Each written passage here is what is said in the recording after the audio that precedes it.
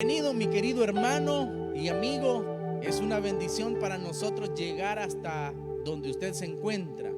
Queremos animarle e invitarle que sea fiel en nuestra sintonía y que pueda compartir también este contenido con quien usted considere que es de mucha bendición. Vamos a leer la palabra del Señor y lo vamos a hacer en el Evangelio de Mateo, capítulo número 4. Evangelio de Mateo, capítulo número 4.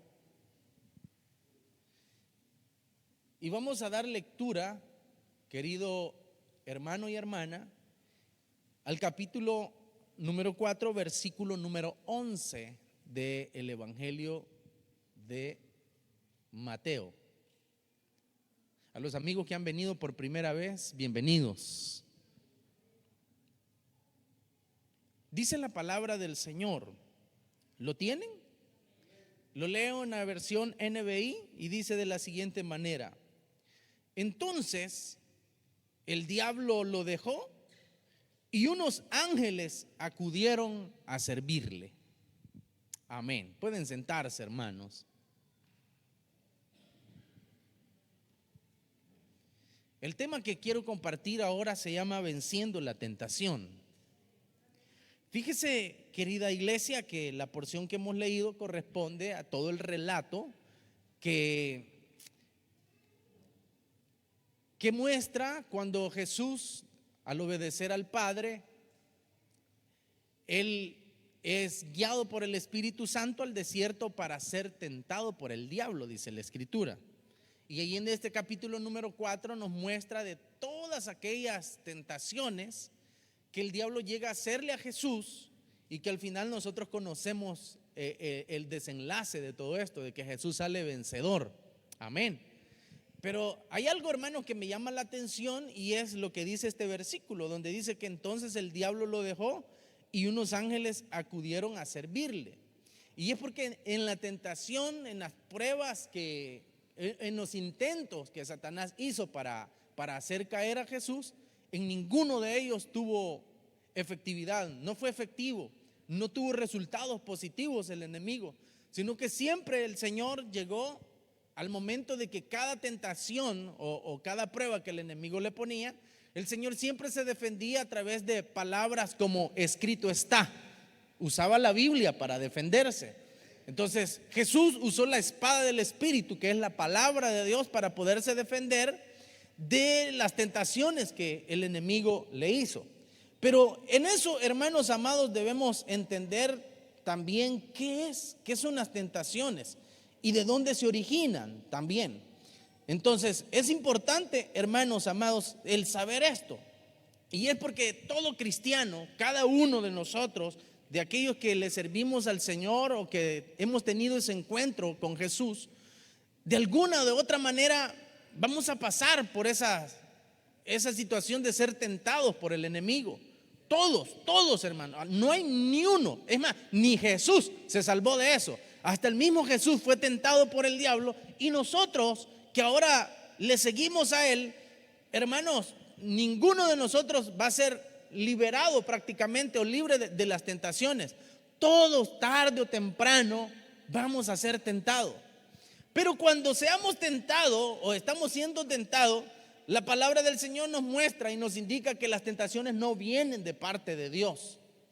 Y eso lo dice la Biblia. Y ahí lo vamos a ir descubriendo conforme a la palabra del Señor.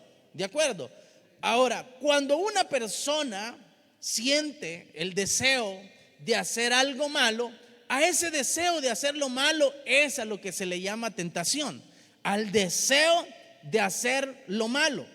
El deseo de hacer lo malo muchas veces vendrá por nuestro deseo, por nuestras propias concupiscencias, como lo dice la palabra del Señor, como también va a venir por influencias de este mundo, influencias de malas amistades, pero también puede venir a través del mismo diablo y que el Señor lo reprenda. ¿De acuerdo? Ahora, quiero, hermanos amados, aclararle algo. Nosotros, los que hemos creído en el Señor, no tenemos ningún problema en saber que existe una fuerza maligna comandada por Satanás y que el Señor lo reprenda. Pero que muchas personas, teniendo en cuenta de que Dios es un Dios bondadoso, amoroso, misericordioso, fuerte, poderoso y que no hay nadie que se le enfrente, llega un momento donde quedan prácticamente encantados por el engaño del diablo en quererle saber que el diablo no existe, que el diablo o el pecado o la maldad la tenemos nosotros mismos y que no hay ningún precursor de la maldad o alguien que lidere la maldad. Déjeme decirle que este argumento es muy sagaz de parte del enemigo, porque entre menos la gente piense que no hay un diablo, más posibilidades hay que el diablo haga estragos dentro de las personas. Le digo porque yo conozco personas, hermanos amados, conozco personas que de verdad me han dicho, literal, es que el diablo no existe, porque Dios es tan poderoso y Él puede acabar en un momento, en un abrir y cerrar de ojos con el diablo. Y eso, o sea, tienen razón. Dios puede acabar con el mal y con el enemigo en un abrir y cerrar de ojos, con la diferencia que Dios no actúa conforme a nosotros pensamos que se puede solucionar la maldad. Dios es Dios y Él sabe cómo va a hacer para acabar con el enemigo. Es más, en la Biblia está establecido el día, está establecido el lugar donde va a ser enviado el enemigo, hermano, y cuándo va a ser. La Biblia lo dice. Ahora, claro, nosotros podemos decir, no, pero es que Dios debería de acabar con el mal de un solo. Si Dios debería de acabar con el mal de un solo, pues nos arrastraría a nosotros también, porque nuestros deseos, los designios del hombre, dice la Escritura, que están de continuo al mal. Cada momento, cada instante nosotros le estamos fallando a Dios, y es porque nuestro corazón está inclinado hacia lo malo. La Biblia dice, no hay justo ni aún uno. Entonces, en ese caso, si Dios decidiera destruir la maldad de un solo, entonces ahí prácticamente nos iríamos nosotros. Por eso es que Dios es tan sabio. Alguien me dijo estas palabras: yo no sé por qué Dios no destruye al malo o al diablo de un solo. Y mi respuesta fue esa. Pues esa es la respuesta, porque tú no sabes. Y si tú no sabes, entonces ¿para qué estás preguntando? No lo sabes. ¿Cómo es que? Porque a veces esa pregunta es así como yo no sé, como quien dice Dios debería. Pero es que ahí está el detalle. Yo no sé por qué Dios no destruye al diablo. Es eso, porque tú no lo sabes.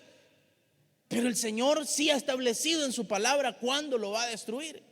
Pero mientras tanto, nosotros debemos de aferrarnos a la promesa del Señor, a la palabra de Dios, y poder, hermanos, combatir prácticamente de una manera extraordinaria con el poder de Dios y su palabra en hacerle frente a las tentaciones. ¿De acuerdo? ¿Sabe lo que dice la palabra del Señor en Santiago 1, capítulo número 1, versículo número 13?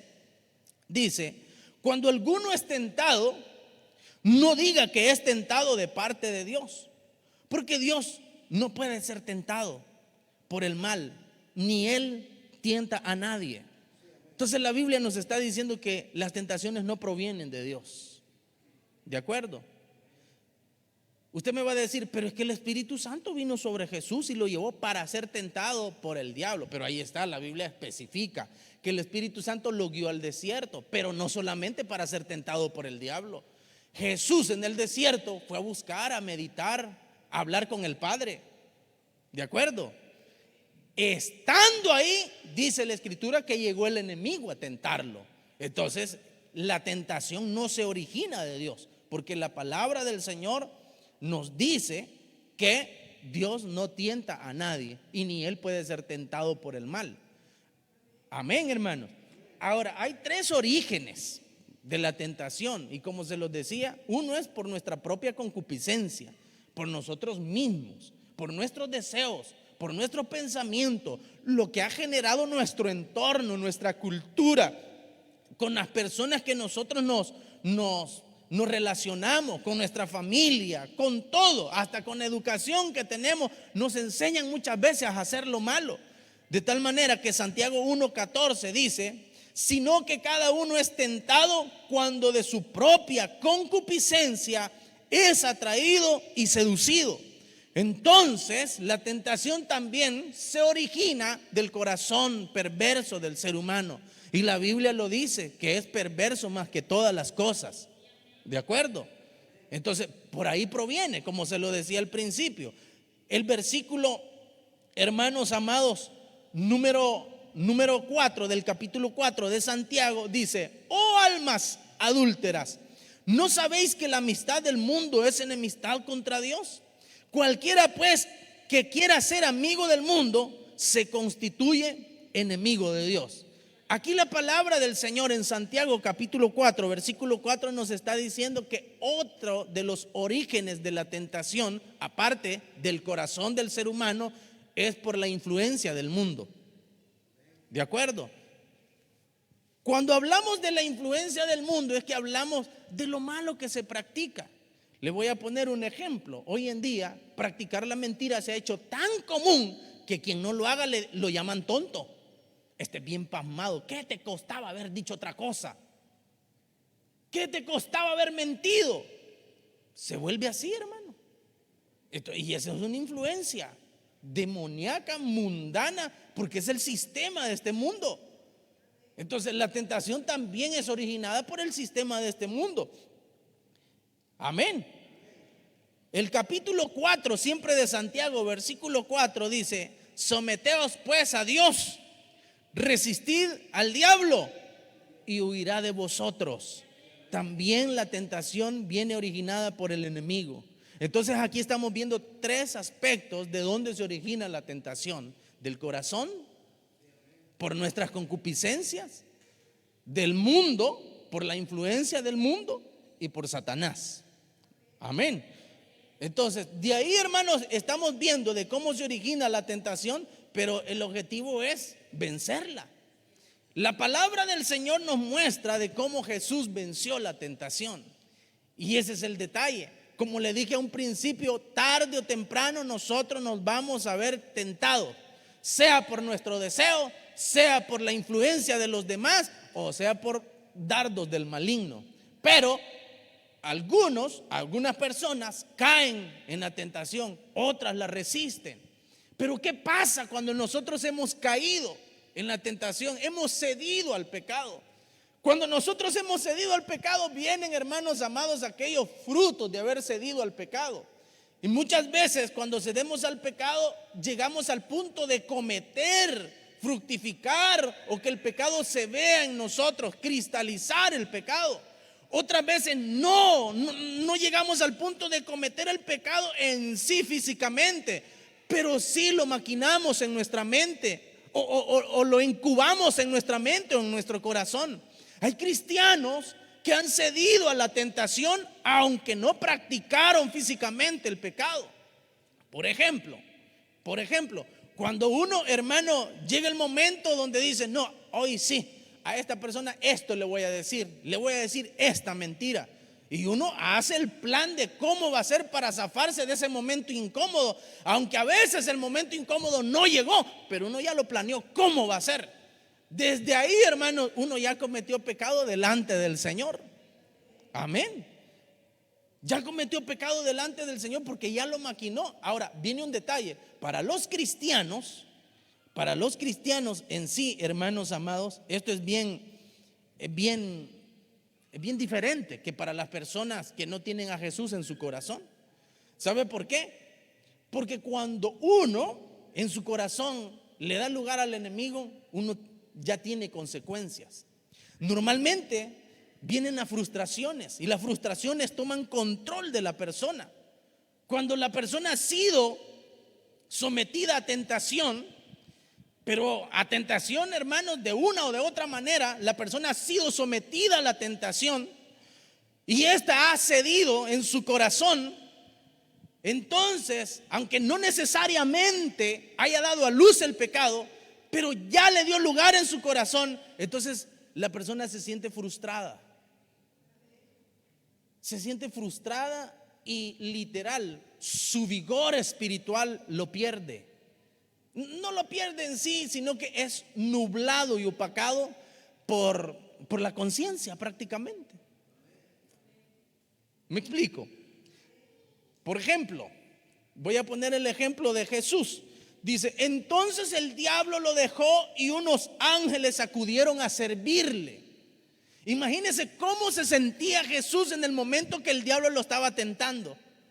Claro, uno puede decir: no, es que Jesús es Dios y Él tenía el poder, la fuerza, y estaba bien conocedor de que el enemigo iba a llegar y por eso Él no cedió. Vaya, está bien, Pero usted y yo, a veces ni cuenta nos damos cuando el enemigo está ahí, siendo quisquilloso, hermanos, tentándonos.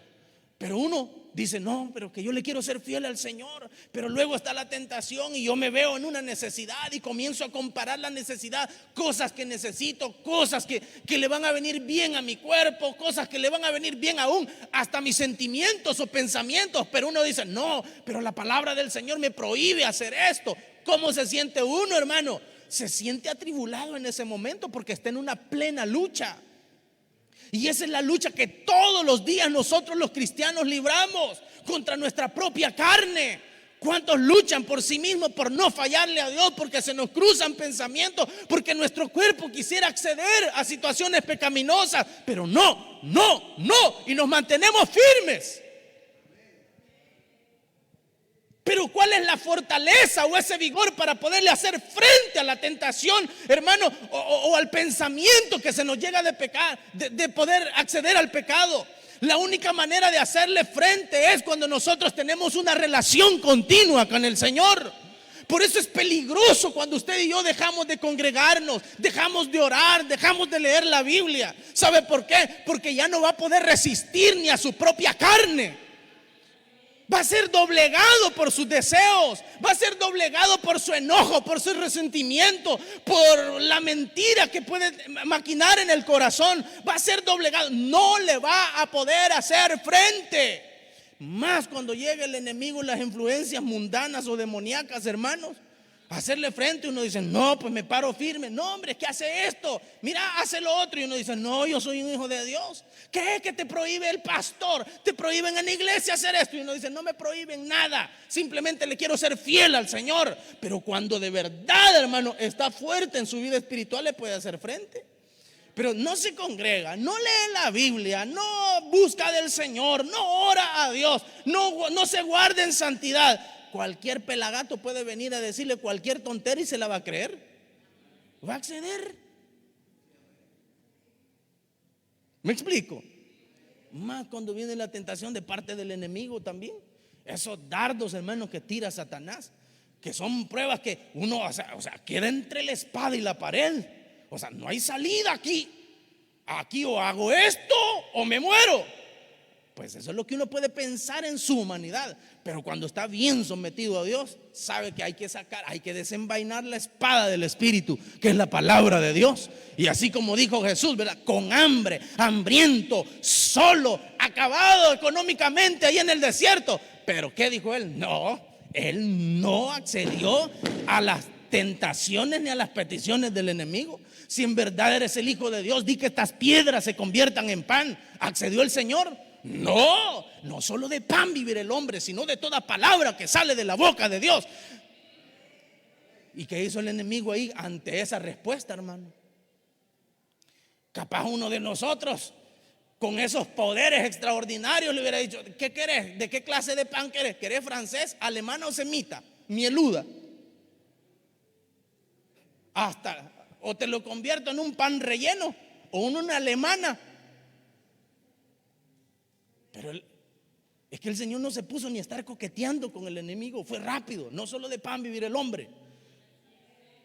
Una de las características que Jesús tuvo, hermanos, cuando llegaba y se presentaba ante los endemoniados comenzaban a gritar, otros a alarir, otros a hacer cosas. Y el Señor dice que no los dejaba hablar.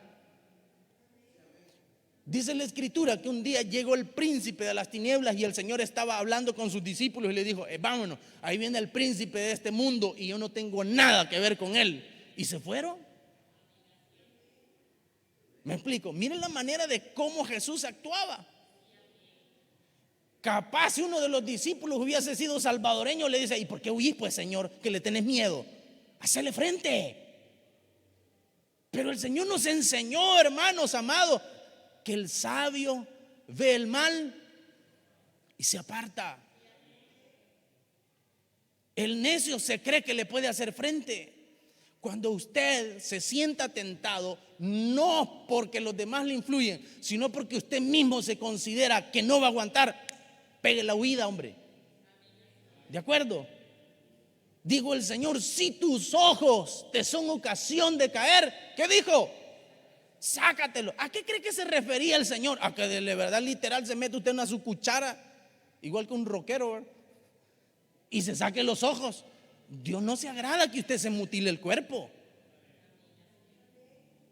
Se refiere que nuestros ojos, la función de los ojos es hacer llevar información de este mundo, información externa a nuestro cerebro para que la procese. Si usted está viendo cosas que no son adecuadas, que le van a hacer daño, a eso se refiere el Señor. Cierre los ojos, ponga la mirada en otra cosa.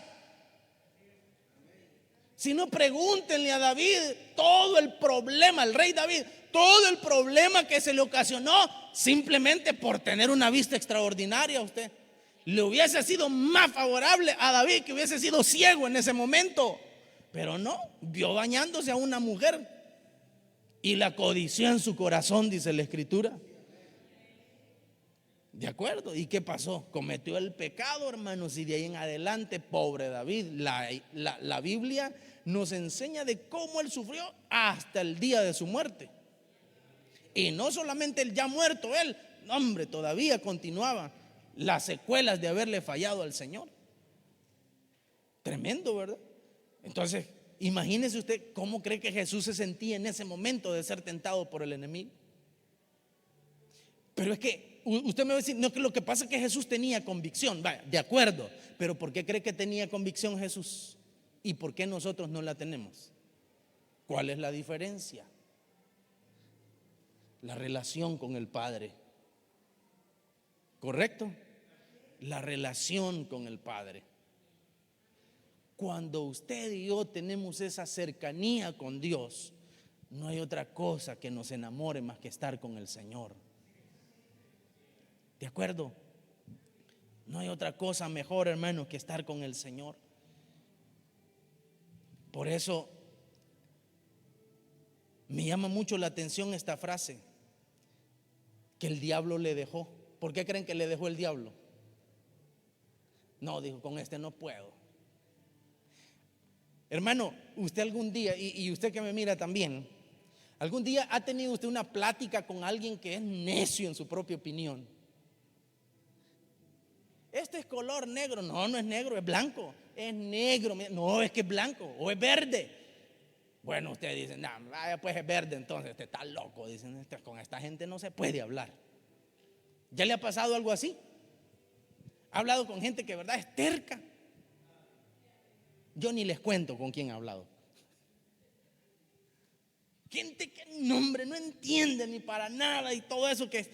Pero ¿por qué? Porque están tan convencidos que tienen la verdad. Mire, si algo bueno se puede sacar de esa gente terca, que no se les puede hacer cambiar de parecer o de opinión.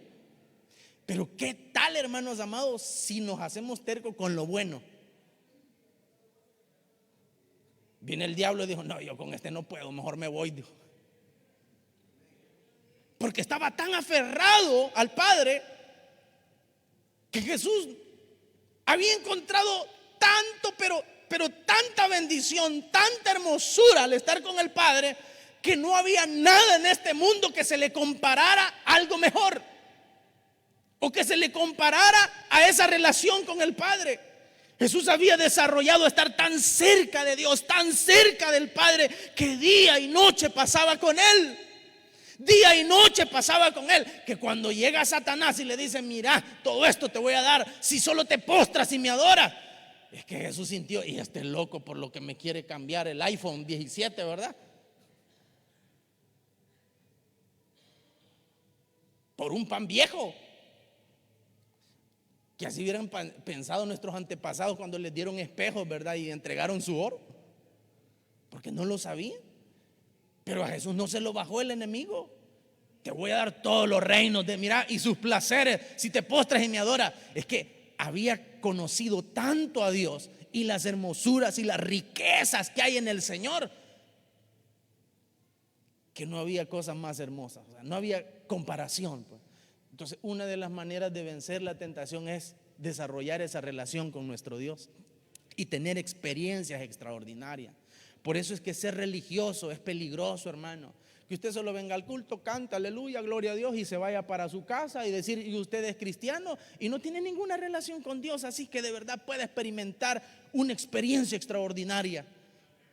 Usted me va a decir, no, eso ya es ser sensacionalista. Pues llámelo como usted quiera, pero ser un pan sin sal no vale nada en la vida cristiana. ¿Por qué? Porque viene Satanás, y este sí es astuto, y le presenta supuestos escenarios de bendición, y así cae la persona simple. Para vencer la tentación es que usted conozca lo original. Cuando usted conoce lo original y lo valioso, lo falso así lo nota, ¿verdad? Y usted dice, no hombre, ¿cómo voy a cambiar por esto?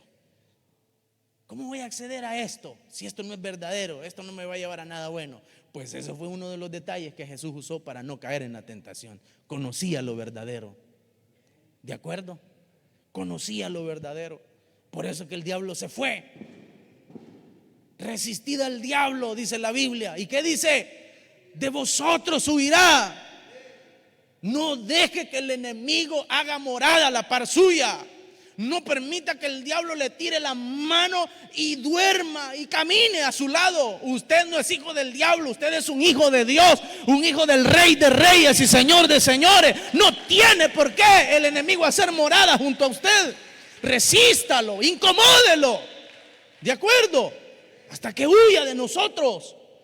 Como iglesia necesitamos eso, hermanos. Necesitamos eso.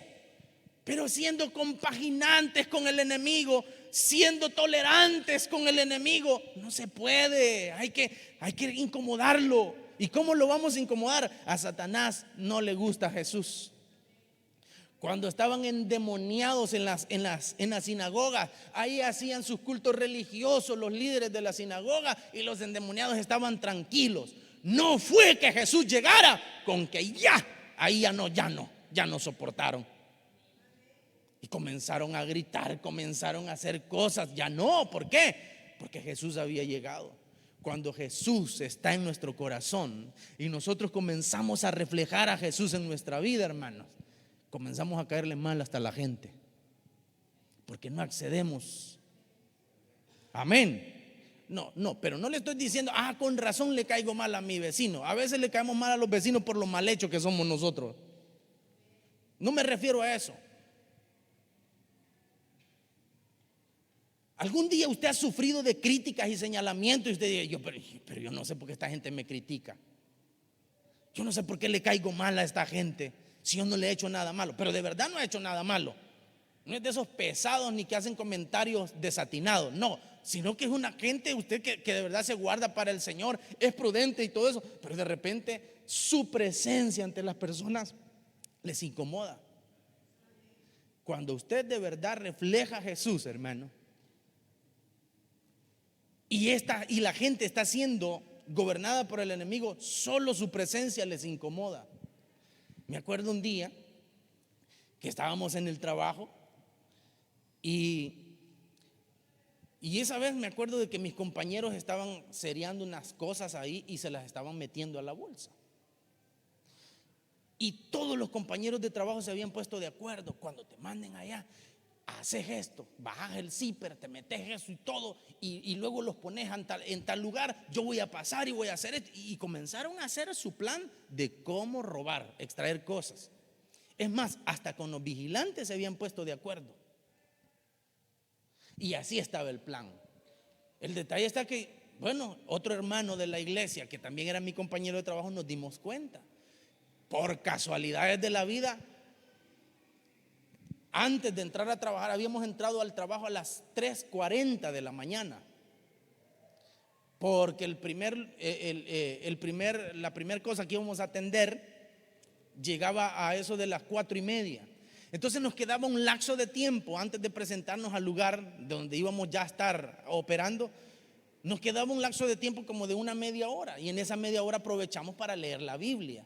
Y casualmente leímos un proverbio donde hablaba de que los hijos de Dios no debemos de callar cuando vemos lo malo, sino que tenemos que hablar, porque si uno calla, entonces se hace partícipe. Y le digo al hermano y le pego un codo y le digo: entonces no tenemos que callar. Lo tremendo es que ya sabíamos a lo que nos íbamos a enfrentar, todo el plan que los compañeros habían hecho. Literal, hermano. Entonces yo iba con eso, híjole. O sea, los compañeros ya están que van a robar. El detalle está que si me mandan a mí y yo me doy cuenta, ¿qué tengo que hacer? O me callo, no digo nada. No, yo no robé nada, fueron ellos. Yo soy cristiano. Pues sí, pero si me callo, yo mismo estoy participando según la Biblia. Entonces ahí se viene el dilema, hermano. ¿Qué hago? Lo que pasa es que si yo cuento, me van a decir que soy un gran chambroso, pues me van a querer dar duro.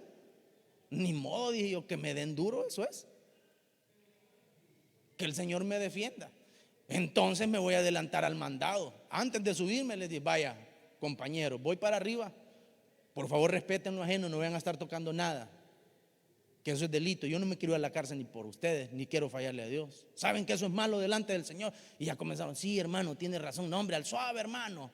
No ve que con el sueldo que nos pagan, sí, nos pagan poco, pero eso no nos da derecho de quitarle lo ajeno, de adueñarnos de lo ajeno. No es así, hermano. Cuando ya nos subimos al lugar, bueno, y se los voy a decir, cuando ya nos subimos al avión, porque trabajaba en el aeropuerto, cuando ya nos subimos al avión y todos estaban que querían robar, pero se miraban entre ellos, que el hermano, o sea, se incomodaron porque nosotros estábamos ahí. Pero hablé solo para decirle, cuidado, cuidado. Porque tenía la otra opción, quedarme callado y les decía, ahí me pasan algo. Pero delante del Señor me hubiera metido a problemas. Entonces, hermanos, cuando uno se guarda para Dios, incomoda al reino de las tinieblas, pero no importa. Ahí es donde nosotros somos la sal de la tierra. La sal a las bacterias no les cae bien. ¿De acuerdo? Por eso es que la Biblia dice, entonces el diablo lo dejó. Para que el diablo huya de usted, necesita someterse a Dios y reflejar a Cristo. Si no, ahí lo va a tener todo el tiempo. ¿De acuerdo? ¿Sabe qué va a hacer el enemigo? Darle cuerda un par de días nada más, y usted se va a querer levantar en la obra del Señor. Hoy sí, pero cuando el diablo lo jale, otra vez para afuera. Si no rompe esas ligaduras, jamás va a poder prosperar en la congregación de los justos. Porque eso dice el Salmo, que el impío no prosperará en la congregación de los justos hasta que corte esa línea. ¿De acuerdo? Dice la Escritura, entonces el diablo lo dejó y unos ángeles acudieron a servirle. Otro, hermanos, elemento importante para vencer la tentación es ser prudente.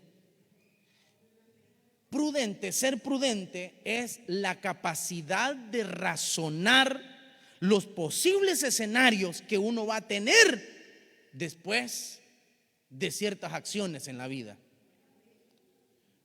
A veces la prudencia nosotros la tomamos, cállate, ese es ser prudente solo con cerrar la boca. No, sino la capacidad de razonar. Cuando usted tiene esa capacidad de razonar, a veces cierra la boca. Yo, ¿qué voy a hablar con esta persona? Si digo algo lo va a malinterpretar. El ser prudente, la prudencia es esa capacidad de razonar, y ese es el punto, ser prudente. Si yo accedo al pecado, tengo que saber cuáles son las consecuencias que van a venir sobre mi vida. ¿De acuerdo? Pero viene el otro detalle. ¿Qué va a pasar si yo resisto también? ¿Sabe qué dice Santiago, capítulo número 1, versículo número 12?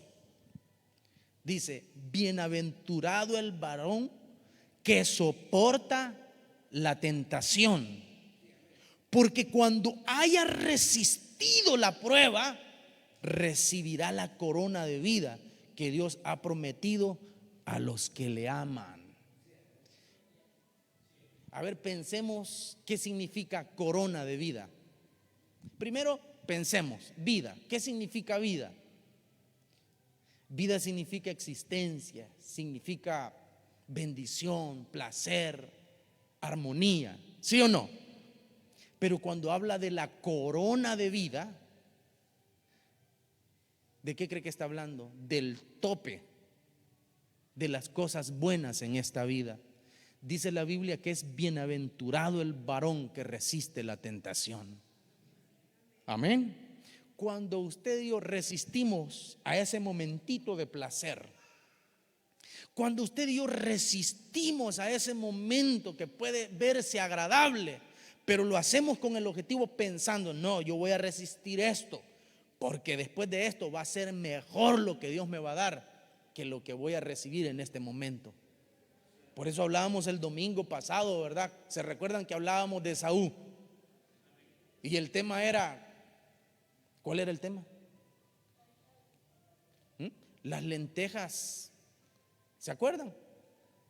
Las lentejas solo provocan satisfacción un momento nada más. Solo es un momento. Esaú venía hambriento. Vendeme un plato de lentejas. Si me vendes tu primogenitura, le digo, ay, yo para qué la necesito, yo hambre tengo. Va, está bueno, ma, ¿querés pan? Le digo, hasta todavía le dio pan extra todavía, al 2 por 1 usted.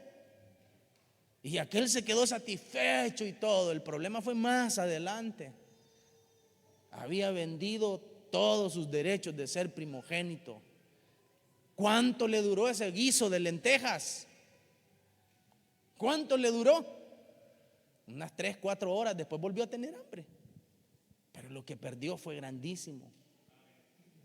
Hermanos amados, si solo resistimos ese momentito del placer o del pecado, si lo resistimos, hermanos, confiando en el Señor, tranquilo, usted no va a morir. Todo lo contrario, simplemente va a resistir para guardarse para el Señor. El enemigo no le va a poder hacer frente, va a huir de usted. Y luego vienen tiempos de refrigerio que Dios hace llegar de su presencia para nuestras vidas. Y el Señor nos da la corona de vida que Dios ha prometido a los que le aman. Amén. Entonces, hermanos amados, ese es otro de los elementos importantes para vencer la tentación. Es que usted piense todos los beneficios, todas las cosas buenas que Dios nos va a dar cuando venzamos, cuando resistamos.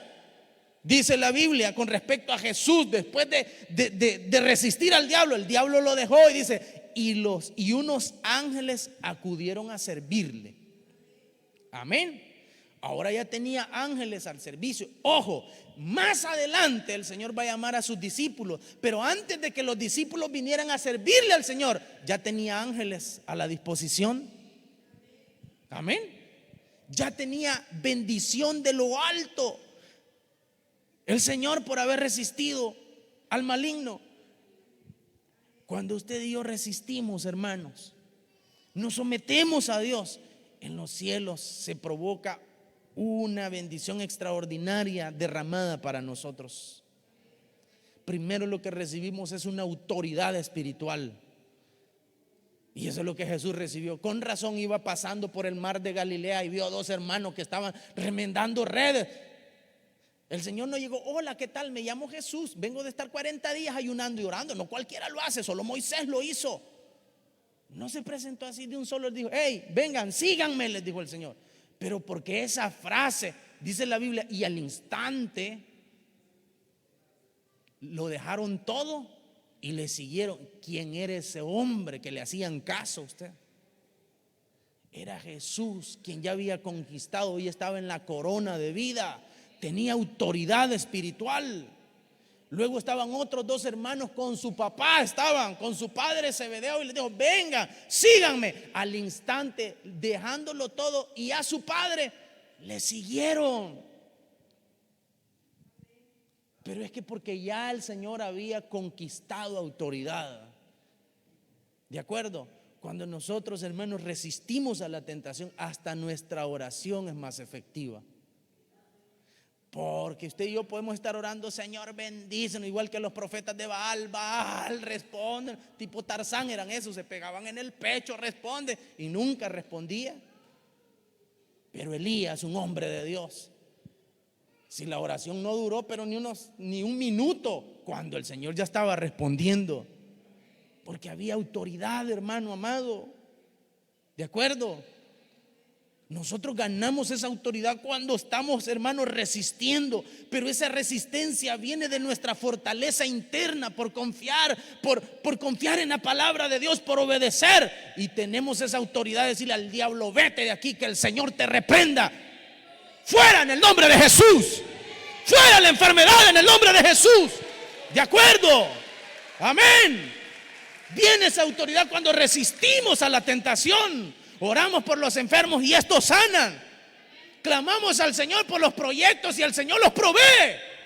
Pero de eso se trata. Si no, solo vamos a estar patinando en el mismo puesto, siendo unos religiosos solo de nombre. Tendremos nombres de que vivamos, pero en realidad vamos a estar muertos. Pero si confiamos en el Señor, estaremos no solo en la vida, sino en la corona de vida que Dios dará a los que le aman. Amén, hermanos. Entonces así se vence la tentación.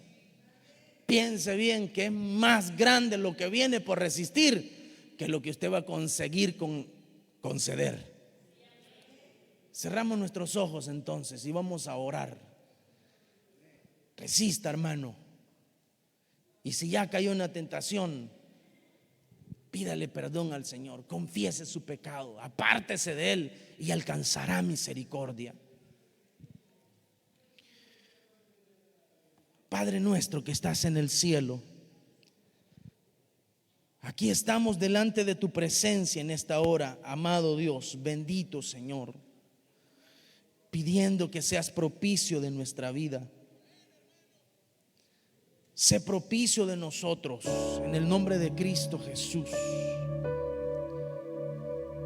Ayúdame a vencer la tentación. Dile, hermano, ayúdame a vencer la tentación, ayúdame a escapar. Su palabra dice: escápate como gacela de la mano del cazador. Hermano, hermana, si estás siendo atribulado por pensamientos de pecado, solo piensa que si accedes, todo lo que vas a perder. Si estás siendo atribulado por influencias de amistades o de personas que están dentro de tu entorno, solo piensa lo que vas a perder y el dolor que te vas a provocar a ti mismo y a los demás. Si estás siendo influenciado por ataques demoníacos por el mismo Satanás, piensa qué vas a conseguir si le haces caso al príncipe de este mundo, al padre de toda mentira. Pero también te invito a que pienses y resistes qué es lo que vas a recibir. Jesús venció el ataque espiritual y fue cambiado. Después del diablo vinieron ángeles a servirle. Vinieron ángeles a servirle. También los ángeles están a nuestra disposición, amada iglesia. Están a la disposición de aquellos que resisten la tentación, que no acceden y que se guardan fielmente para Dios. Eso nos llena de autoridad. Y no autoridad solamente en este mundo, sino en las esferas espirituales. Somos capaces de reprender demonios. Somos capaces de reprender al diablo, de resistirlos, y huye de nosotros. Aparte de eso, de las bendiciones que la palabra del Señor dice que pidamos en su nombre, y Él lo dará y Él lo hará.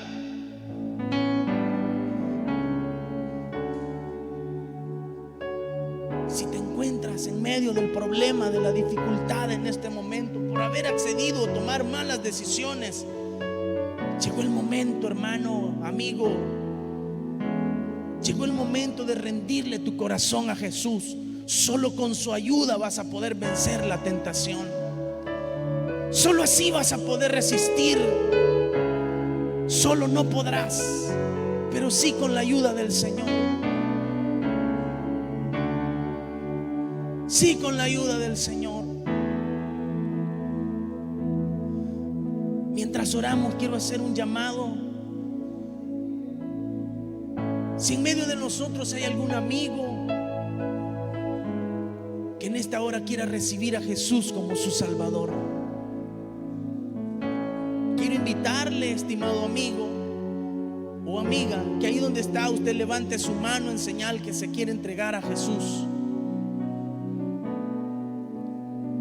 Ahí donde está, levante su mano si usted quiere recibir a Jesús como su Salvador.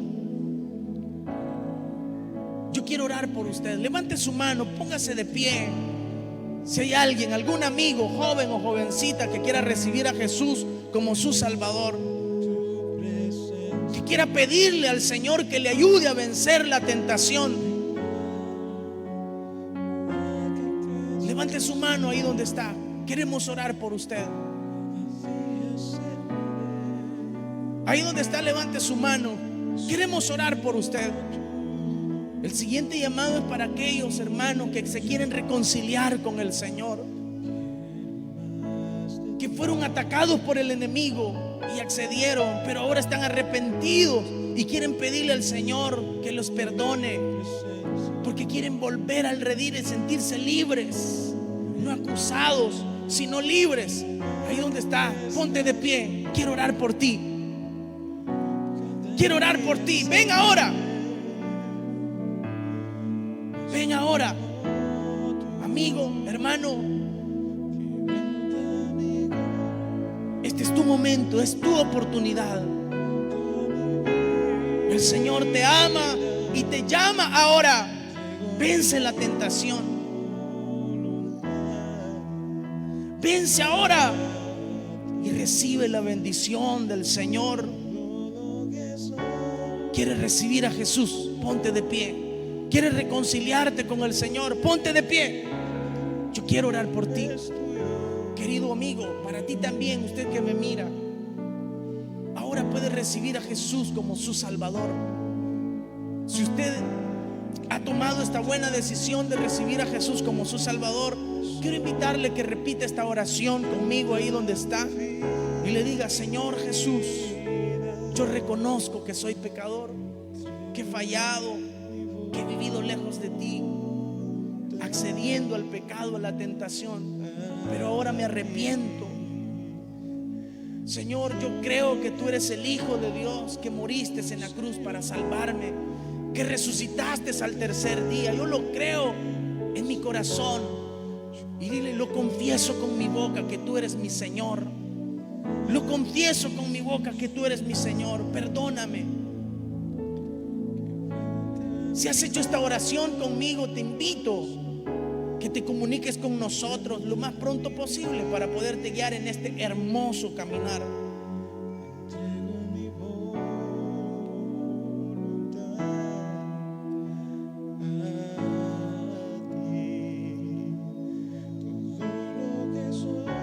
Mientras tanto, oramos al Señor y a la misma vez ponemos esta petición de oración por Luis Adán Mejía, que está cumpliendo años. Él nos mira desde Estados Unidos y ahorita está conectado en la transmisión. Y oramos por él. Señor, te agradecemos por la vida de Luis Adán Mejía. Te damos gracias por permitirle, Señor, cumplir un año más de vida. Ayuda a Luis Adán Mejía, Señor. Como siervo tuyo, como iglesia, le bendecimos con toda bendición de lo alto. Que tu gracia, que tu misericordia le acompañe, le envuelva cada día. Guárdalo de toda clase de mal. En el nombre de Cristo Jesús.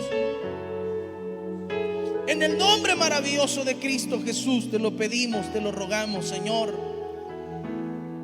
Gracias, Señor, gracias por cada persona que está conectada en la transmisión, por cada familia.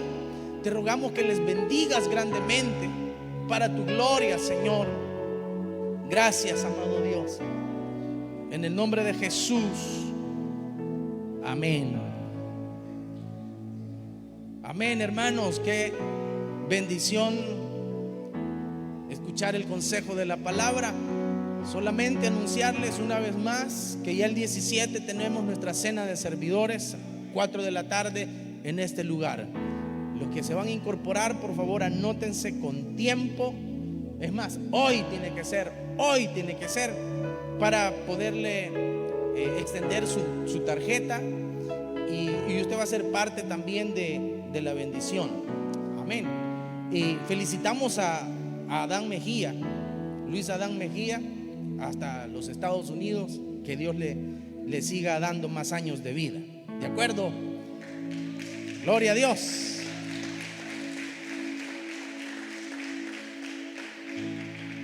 Y a todos los que nos miran allá en España, en Estados Unidos, y en diversos lugares de aquí de El Salvador, y aún de los que nos ven aquí mismo dentro de la iglesia.